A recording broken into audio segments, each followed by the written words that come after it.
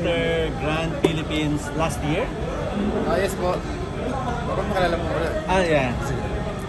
Hi everyone, I'm Joe Walter, your Mr. Grand Philippines 2023.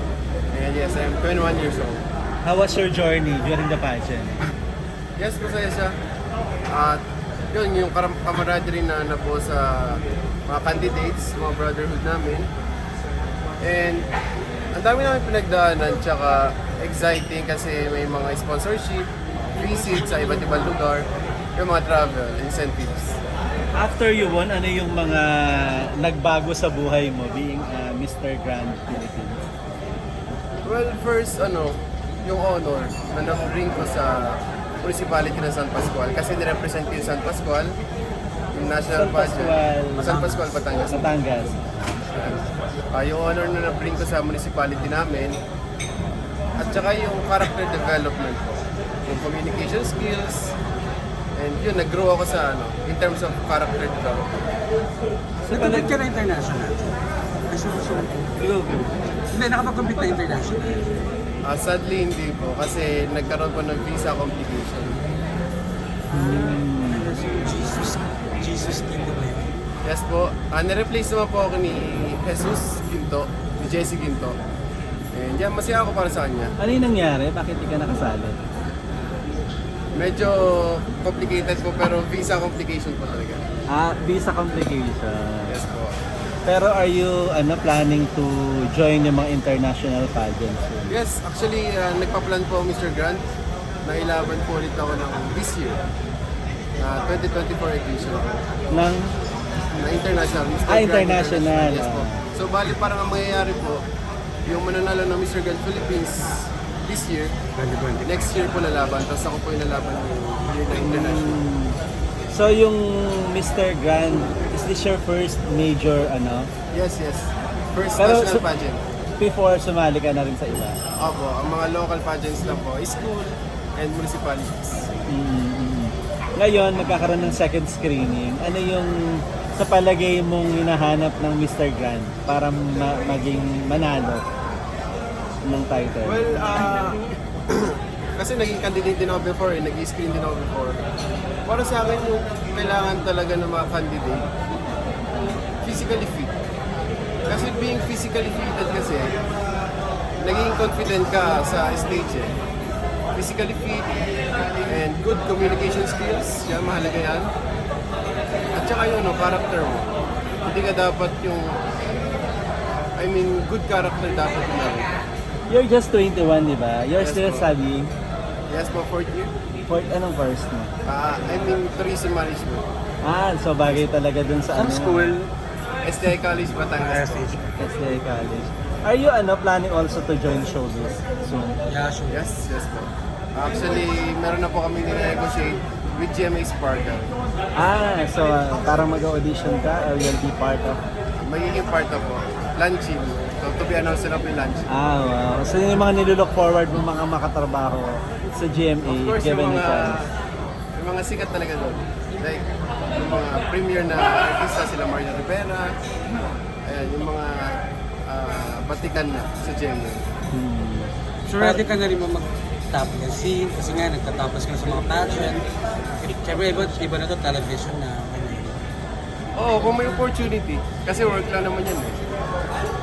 Hindi ka naman parang maselan to have mga sexy scenes or parang kung may mga offer na gano'n?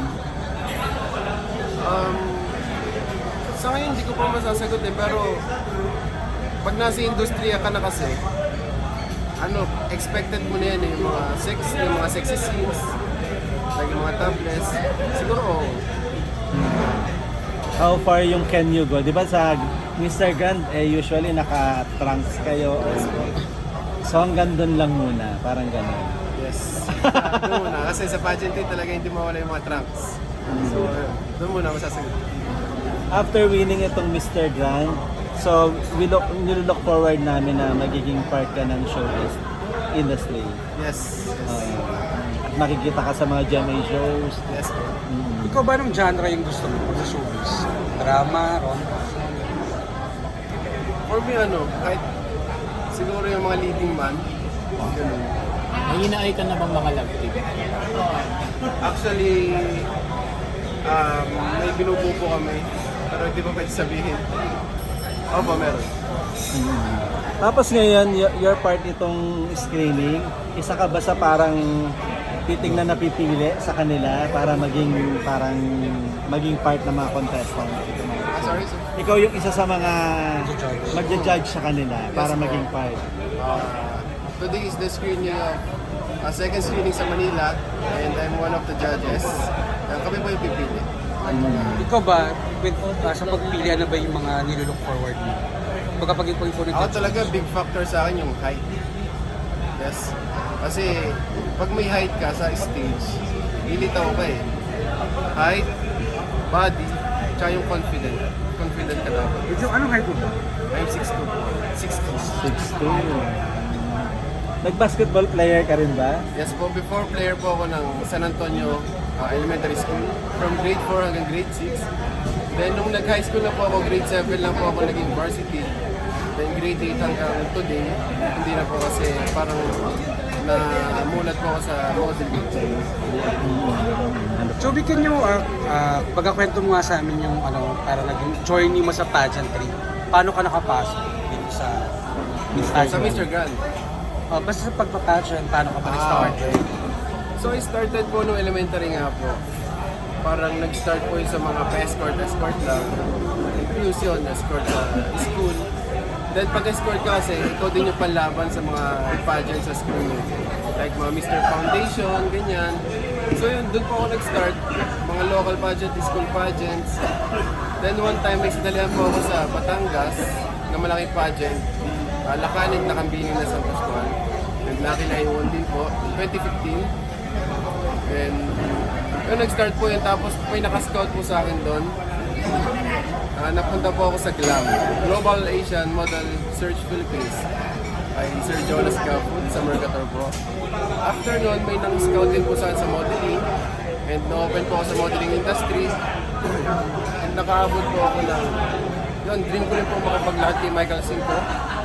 Paglakad po kay Michael Cinco. After po nun, parang doon po ako nag-decide na itry ko mag-national pageant. Yan, tinry ko po yung Mr. Grant and I won. May plano ka rin bang sumali dun sa mga ibang mga international pageant? I mean, dito locally para mailaban ka rin? Or Yes, yes. Siguro yun talaga yung plan ko. Sumali ng national pageant and i-compete sa international. And yun, nagawa ko natin sa Mr. Grand, kaso nga nagkaroon ng visa complication.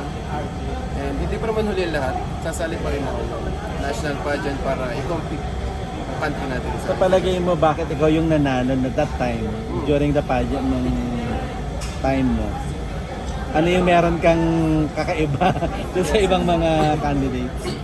Actually, lahat naman kami deserving. Pero, honestly, I'll be honest nung magkahawa kami ni Jeter doon, magkaharapan kami. All I know kasi si Jeter talaga yung mag-grand winner. Kasi ang lakas niya eh. Pero nagulat ako yung natawag. Then, madami din kasi nasa social media ako, madami nagsasabi na, look bro, ganyan.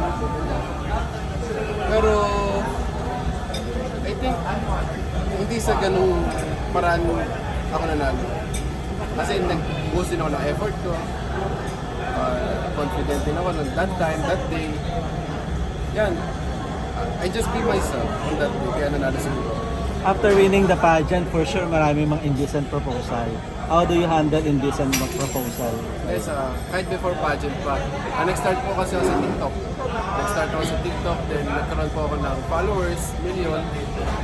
Yun, bago mag-pageant, marami na ako natatanggap na indecent proposal. Noong una, hindi ako aware. May mga ganito pala.